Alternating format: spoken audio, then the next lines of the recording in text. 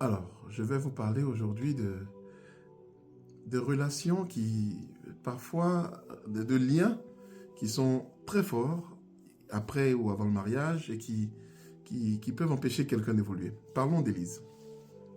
Élise prie depuis longtemps, elle est responsable de prière dans un groupe de prière dans une communauté chrétienne.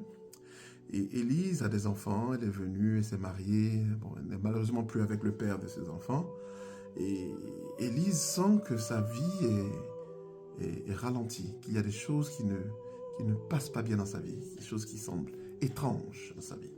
Alors Élise me contacte, bien sûr, puisqu'elle prie beaucoup, je lui dis, tu crois en Jésus, c'est suffisant, continue la vie de prière, rien ne peut arriver. Mais Élise, après plusieurs... Elle essaye, elle prie, elle fait ses jeûnes, ses neuvaines. Elle revient, elle dit non, je pense qu'il y a vraiment un esprit. Je dis bon, d'accord, on va prier.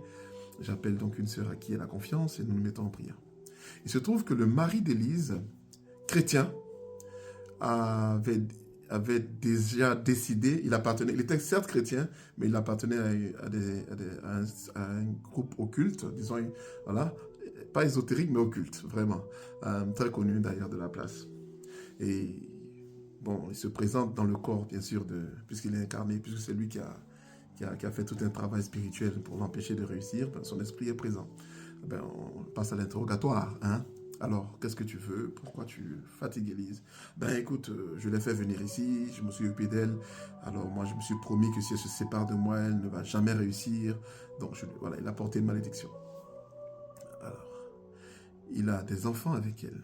On a essayé de raisonner. On lui a dit, mais écoute, vous avez des enfants, si elle ne réussit pas, ce sera difficile pour tes propres enfants.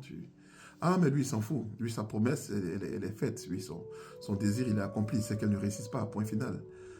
Je dis, ce que tu fais, c'est décrit dans la Bible comme les méchants. La Bible dit certes que tu ne laisseras pas vivre le sorcier, mais la Bible parle du méchant. La Bible dit, voici le traitement que Dieu réserve aux méchants. Et tu es méchant. Et parce que tu es méchant, ben écoute, on va te donner le traitement que Dieu réserve. Voilà. Puisque en termes de délivrance, souvent, c'est des choses légales. Hein? Il est méchant, il faut que ce soit la méchanceté qui arrive. Bon. Donc, on en a parlé.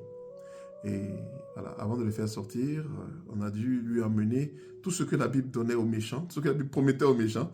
Nous lui avons lu intégralement dans les différents versets bibliques, les psaumes. Et après, on lui a dit, bon, maintenant, tu vas partir. Bon, il a été un peu reluctant, mais il a fini par partir, l'a libéré. À ma place, qu'auriez-vous fait? Et qu'en pensez-vous?